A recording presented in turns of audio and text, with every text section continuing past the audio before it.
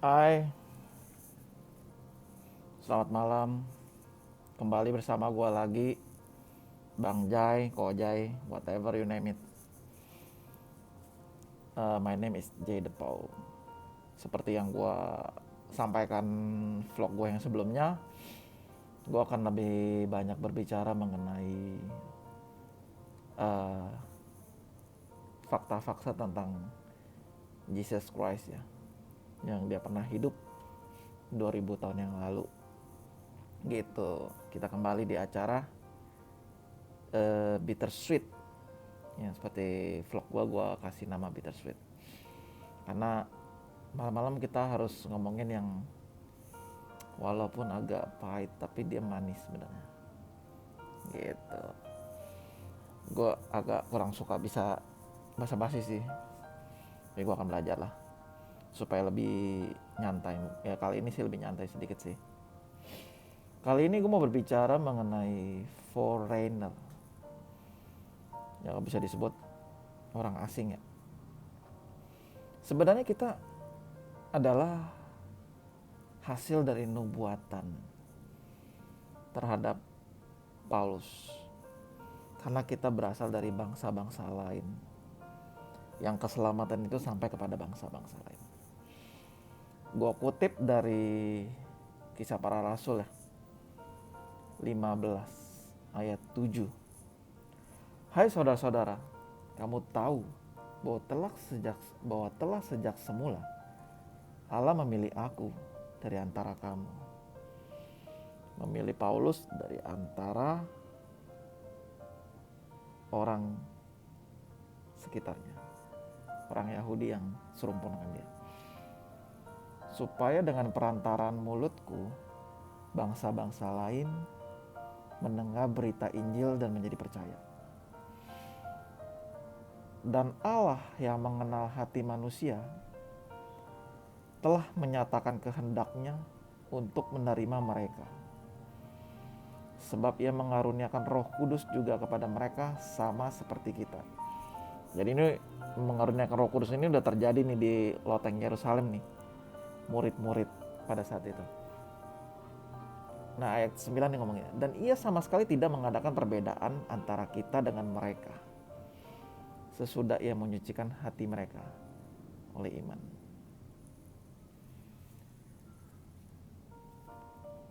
Lanjut ke ayat 15. Hal itu sesuai dengan ucapan para nabi seperti yang tertulis. Kemudian aku akan kembali dan membangun kembali pondok Daud yang telah roboh. Dan reruntuhannya akan kubangun kembali dan akan kuteguhkan. Supaya semua orang lain mencari Tuhan dan segala bangsa yang tidak mengenal Allah yang kusebut milikku. Jadi clear ya, jelas ya. Paulus dipilih Tuhan supaya dapat memberitakan tentang Yesus yang pernah hidup dan bangkit dari antara orang mati. Supaya orang tidak mengenal itu bisa menjadi percaya karena pemberitaannya Paulus. Jadi gini, the point is sebenarnya fungsi sebuah gereja adalah memberitakan informasi tentang Yesus itu dengan jelas kepada bangsa-bangsa yang tidak mengenal Allah. Kita berbicara mengenai, nggak usah terlalu luas lah, bukan bangsa lah. Kita bicara mengenai orang yang belum mengenal Yesus Kristus sebagai Tuhan yang hidup, sebagai yang pernah hidup, pernah mati, dan dibangkitkan. Ini penting. Kenapa? Itu sekitar terjadi mungkin 1-3 tahun kali ya. Dari kenaikan Yesus, Paulus aniaya jemaat yang pengikut Kristus, dia jatuh ketemu Yesus sendiri dan dia menjadi buta. Artinya apa? Tuhan tuh kerjanya cepat. Dia gak mau cuman bangsa Israel aja yang mengalami keselamatan. Tapi bangsa-bangsa lain di Asia sekitarnya juga mengalami keselamatan. Makanya kalau diperhatikan, waktu dia bangkit dari kubur, dia menampakkan diri lebih dari 500 orang. Jadi saksinya tuh benar-benar banyak. Beritanya tuh valid dan bisa ditemukan. You get my point? Artinya gini nih, stop kita ngomongin pergumulan kehidupan deh. Selama kita masih hidup di dunia, kita akan mengalami pergumulan yang di dalam dunia. Kita akan mengalami masalah. Yes, kita butuh problem solve. Kita butuh motivasi-motivasi penguatan daripada hamba-hamba Tuhan. Ya benar, itu gak salah. Tapi ada hal yang jauh lebih penting dari itu semua, yaitu lu memberitakan Yesus itu hidup. Ini masalahnya hidup dan mati seseorang. Bukan hidup dan mati lagi ini mah. Ini udah berbicara mengenai gini ya. Ada gak satu organisasi yang menggaranti kalau lu mati pasti lu masuk surga. Dan organisasi itu lu bisa daftar. Gue kalau udah mati gue masuk surga ya, gue daftar ya, gue bayar ya. Ada gak yang garansi hal itu? Gak ada. Science mana deh? Gue tanya deh. Science mana deh yang sedang selama ribuan tahun ini meneliti bagaimana mayat bisa dibangkitkan? Ada. Dan itu terjadi 2000 tahun yang lalu. Lazarus dibangkitkan. Yesus bangkit dari kuburnya sendiri. Next video gue akan ceritain hoax-hoax yang dibangun oleh para imam pada saat itu, yang gak mau berita ini kesebar. Makanya sampai saat ini ada berita mayatnya dicuri, Yesus dibius lah, dicuri murid-murid, supaya kebangkitan itu dianggap kebenaran.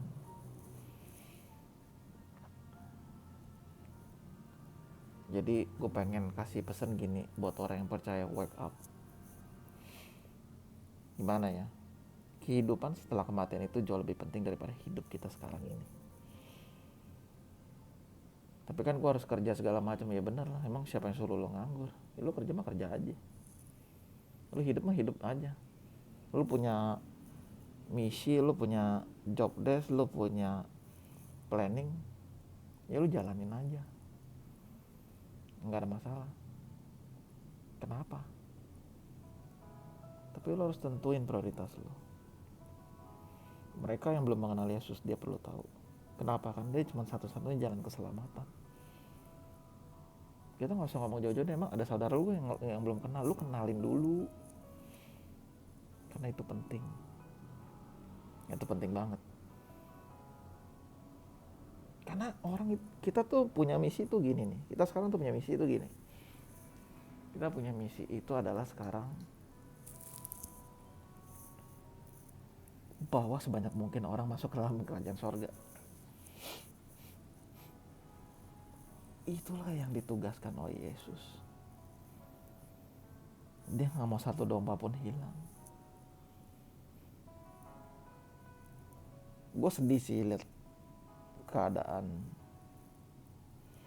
Mungkin ini cuma gue doang kali yang lihatnya.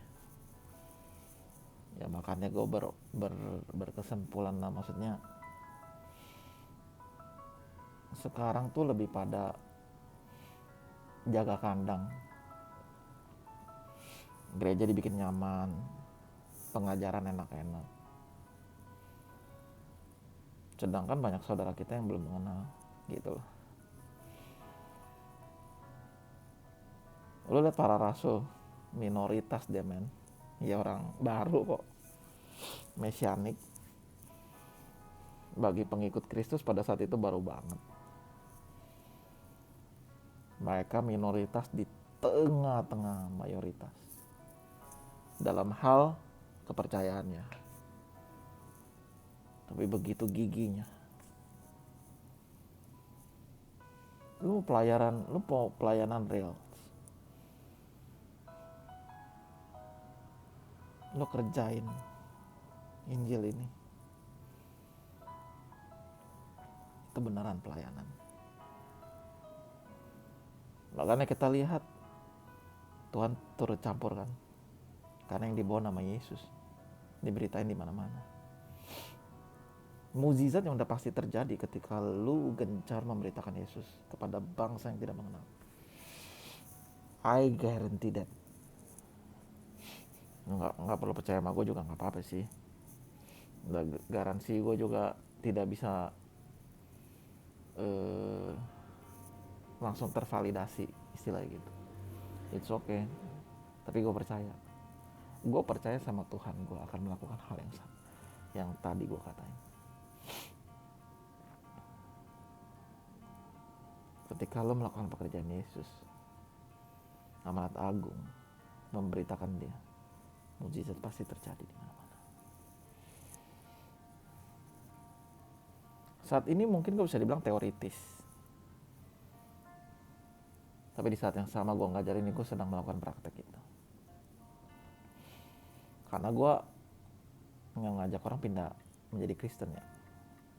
Whatever, apapun agama lu, mau Buddha kayak mau apa, kayak terserah deh, mau apapun agama lu, gue cuma memberitakan nama Yesus, fakta dan sejarahnya. Lu mau percaya bagus, lu kalau mau percaya lu ikut gue, nanti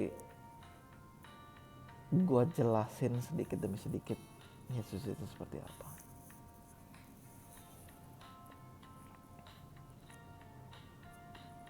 Gue nggak nyuruh lu pindah agama, karena bukan agama yang gue tawarin. Yang gue tawarin itu, gue punya Mesias, Yesus namanya. Jadi please, I'm begging you, church, jangan buat penghalang.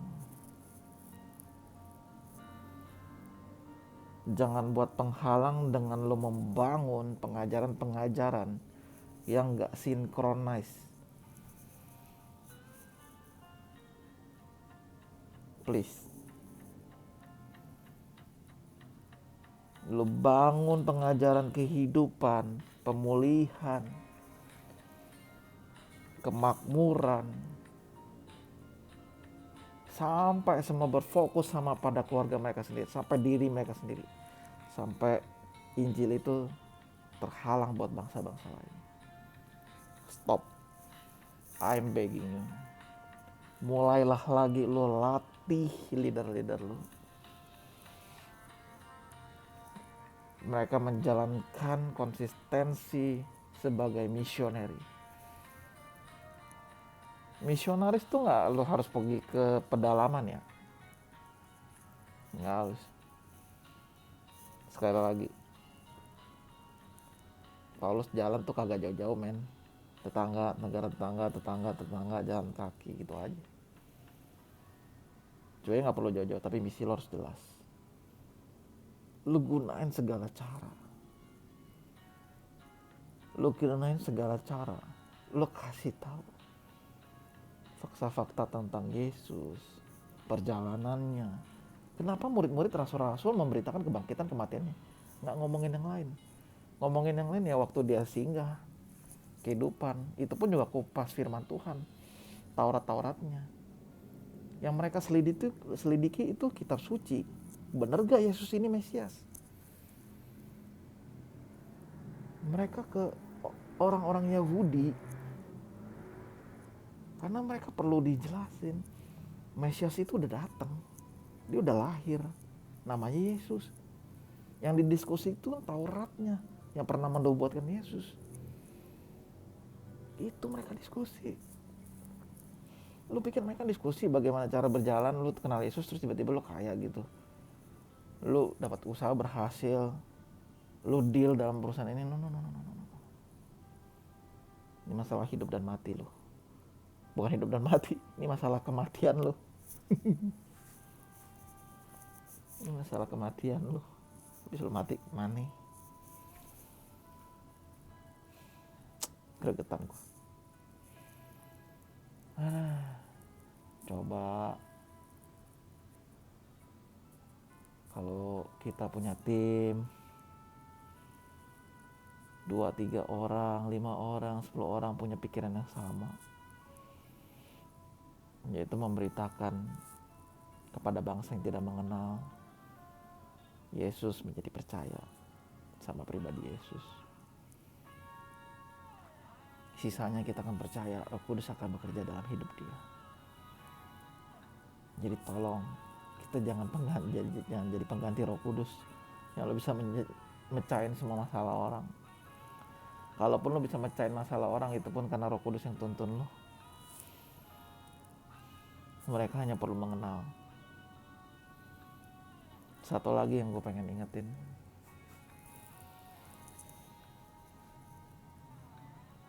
kita ini berbahaya loh kalau angkatan sekarang ya. Gereja tidak terjun ya. Gen Z, balita yang baru lahir di zaman generasi COVID dan adanya perang ini. Kalau kita tidak gencar mengenalkan Yesus, apa yang terjadi nanti? Dunia itu tidak akan semakin menjadi lebih baik kelihatannya ya. Zaman gue dulu kecil, gue liat gay aneh. Sekarang gay di mana-mana. Yaitu perbedaannya. Gue nggak menghakimin orang gay, tapi perbedaannya ada, dari sedikit jadi banyak. Ya dulu nggak ada penyakit kayak begini, sekarang ada. Nah gitu maksud gue. Kejahatannya ngeri-ngeri gitu. Informasi makin jelas di mana-mana gitu. Kawin cerai gitu. Mereka butuh kenal sebenarnya. Mereka butuh penyelamat, Mesia. Ini gue ingetin lagi leader-leader, semua orang yang percaya, inget loh. Paling simple kisah para rasul lah ya. Mereka jalan dari 30 Masehi. Yesus meninggal sekitar umur diperkirakan 30 sampai 36 Masehi. Nah 39 Masehi itu gencar tuh pengikut Kristus dan memberitakan Injil tentang Yeshua di mana-mana. Gitu. Sampai Herodes saja tahu. Bayangin ya, mereka itu diperhadapkan pada tokoh-tokoh politik penjajah pada saat itu. Tokoh-tokoh agama, petinggi-petinggi, imam-imam besar. Untuk mereka bisa menceritakan, yang lu ceritain itu siapa sih? Yesus. Aduh, emang sih nggak bisa dibandingin sama zaman dulu sih. Tapi harusnya zaman sekarang bisa lebih gila sih menurut gua untuk memberitakan tentang Yesus. Informasi jelas kok. Ya gue minta semualah, bukan gue minta sih ya, I'm begging you para influencer rohani, skill lo orang atau influencer sekuler tapi mempunyai panggilan yang sama gue ketika lo mendengar apa yang gue share hari ini. Gunain semua skill kalian, potensi kalian, kita keluarkan bareng-bareng, kita FYP-in, kita viralkan fakta tentang Jesus Christ.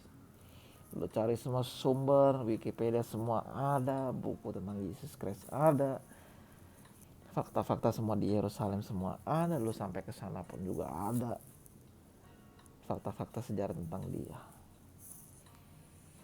Paling banyak peninggalannya Jesus Christ dan nabi-nabi pada saat itu ya banyak di Roma. Ya karena pada saat itu dijajah Roma sih ya. Ya belum sempat sih gue ke Roma. Tapi puji Tuhan gue udah pernah nginjek tanah perjanjian dan ya karena gue injek situ lah makanya gue dapat panggilan ini. Gitu. Jadi please, kita sebagai orang percaya jangan jadi penghalang. Mereka perlu mendengar bahwa Jesus Christ itu hidup. Dia mati buat kita. Itu aku masih heran juga sih ya. gimana kalau gue hidup di zaman itu gitu ya. Bisa juga gue nggak percaya sih. Tapi emang Tuhan udah ngomong, ya dia, orang itu tidak akan datang kepadaku kalau jika Bapa tidak mengaruniakannya. Waduh, gue thank you banget sama Bapa deh. Bisa buat gue percaya sama dia gitu. Ya kita jauh loh. Tanah perjanjian tuh di Mediterania Laut Mati. Yang sekarang lagi war nih di area situ berapa puluh kilometer. Bisa sampai ke kita terus kita kenal. Wih, amazing man. Pelayanannya dia orang 2000 years. Ada scrollnya, ada gulungan kitab Laut Mati ditemukan dari tahun 1000-an, dari tahun sekian sampai abad 19. Clear kitab Nabi Yesaya, Yeremia, nanti gue jelasin kapan waktu. Berapa scroll di Qumran, itu faktanya semua jelas. Makanya gue excited banget. Awal-awal vlog gue sih gue nggak mau ceritain tentang detail-detail secara teologinya ya, karena itu nanti bahasannya ada lain lagi. Gue mau vlog pertama-tama gue mau lebih agak santai aja, tapi kena gitu.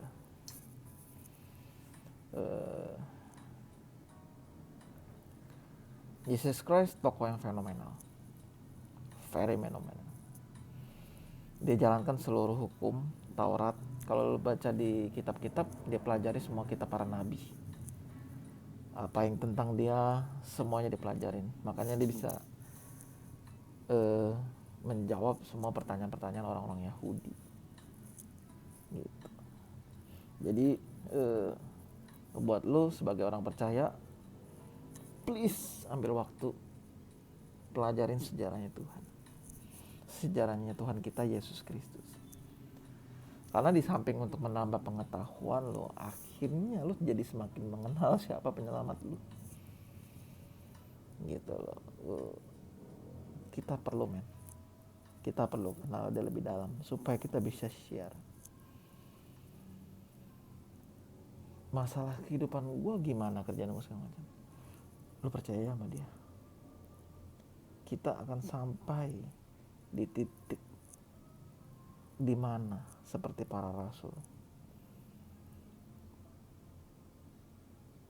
mati adalah keuntungan.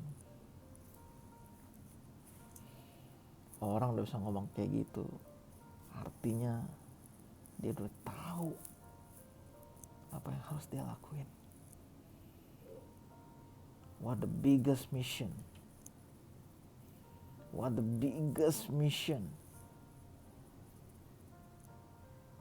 in your life.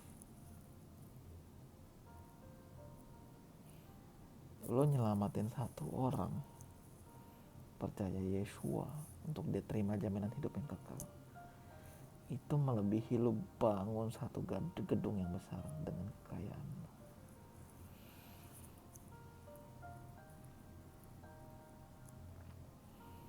Banyak orang tuh excuse, gue harus kaya dulu, kalau gue kaya baru didengerin apa aja yang diomongin, lo omongin. Dia dengerin lo karena lo punya duit. Berarti kalau lo nggak punya duit, dia nggak dengerin lo. Bullshit man. Ketika lo udah punya segalanya, lo akan lupa. Kecuali emang kalau lo konsisten. Tapi bukan itu excuse-nya. Apapun diri lo, keadaan lo saat ini, ketika lo percaya lo mau memberitakan tentang dia, lo beritain aja.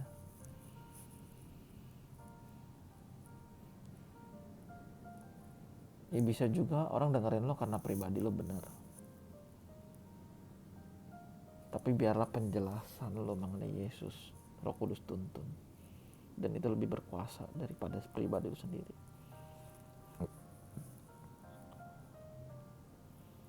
Penjelasan lo tentang Yesus harus lebih berkuasa daripada pribadi lo sendiri.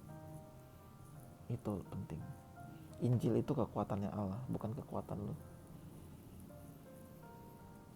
Jadi ketika lo memberitakan tentang Yesus, the power is not you. The power It's come for your word. Apa yang lo katakan, power itu akan datang. Jadi jangan menganggap diri lo lebih Tuhan dari Tuhan ya. Tugas lo memberitakan.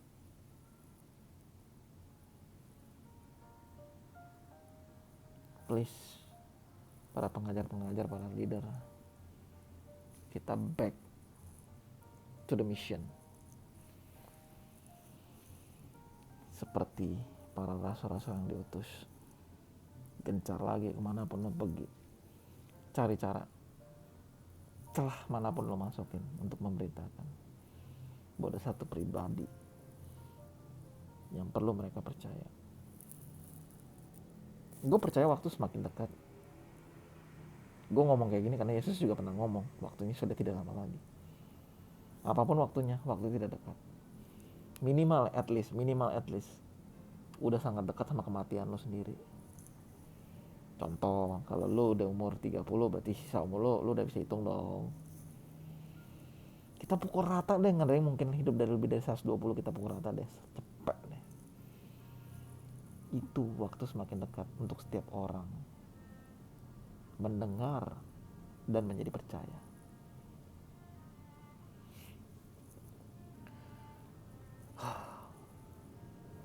Amazing. Waktu semakin dekat buat setiap orang yang mendengarnya. Kita bertanggung jawab sama orang-orang yang waktunya semakin dekat itu.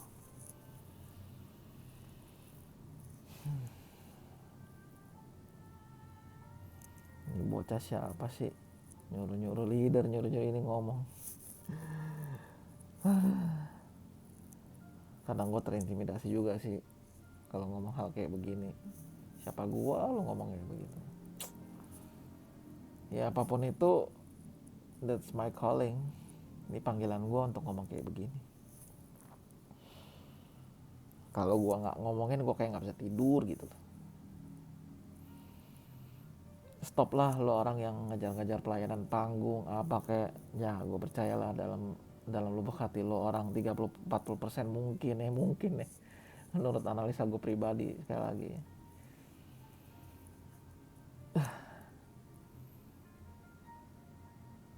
lebih banyak lo mau manggungnya kali ya, dilihat skill lo segala macam. Stop dah, udah buang itu semua. Tugas kita cuma satu, memberitakan dia, memberitakan kehidupannya, kematiannya, kebangkitannya, supaya setiap orang yang mendengarnya menjadi percaya. Ya good, lu punya kisah kesaksian yang bagus, lu bersama Tuhan, good. Lu mau share itu sebagai jalan lu untuk orang percaya sama lu, good, it's a good thing. Tapi ada yang lebih penting, ketika orang mendengar kesaksian, orang itu bisa percaya sama Tuhan yang lu sembah. Gitu. Tujuannya tetap itu, baik-baik lagi, orang percaya sama Tuhan lu, gitu loh.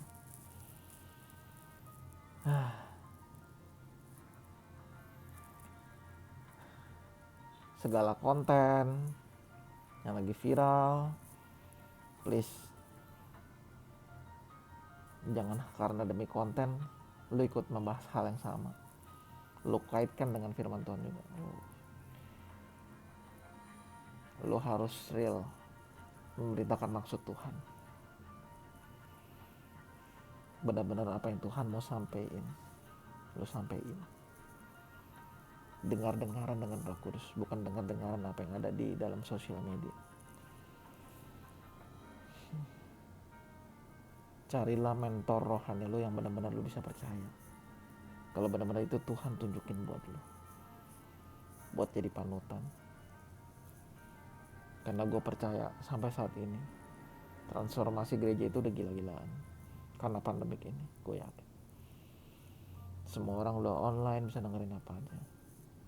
Ini waktunya kita sebagai gereja Tuhan lebih gencar ngomongin tentang fakta-fakta keberadaan Yesus, saksi-saksi Yesus. Itu pun kita harus angkat. 12 murid para rasul di luar 12 murid, salah satu Paulus, itu juga sama. Kita perlu angkat. Kenapa? Karena kalau nggak ada mereka, kitab itu nggak akan sampai ke kita. Gue ajak semua orang-orang yang mendengarkan acara di Bittersweet ini, lu punya informasi update apapun juga tentang fakta, kita kumpulin, lu balas di komen. Kalau suatu saat kita punya waktu, kita kumpul, kita kupas fakta Yesus, kita bikin ide, kita cari tahu bagaimana caranya supaya kita bisa memberitakan fakta tentang Yesus sebagai fakta yang sangat kompeten dan bisa dicari dan mudah dicari informasi oleh kalangan manapun. Ingat, mungkin Kristen kalangan sendiri ya, tapi Yesus terbuka buat siapapun.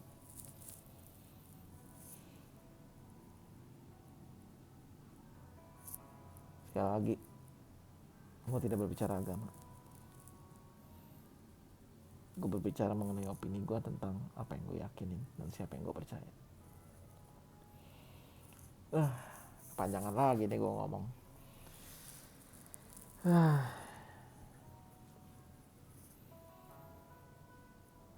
Thanks Lord.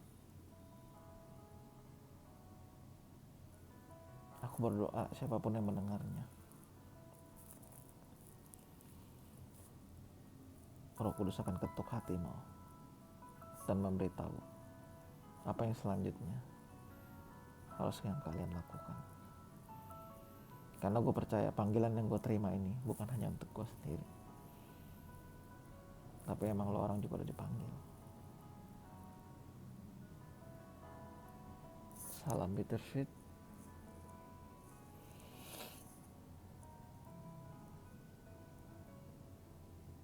Kita akan melihat kemuliaan Tuhan yang besar. Kerajaan surga nggak akan lama lagi. Kerajaan surga nggak akan lama lagi. Shalom. Shabbat shalom. Toda rabah. Bye.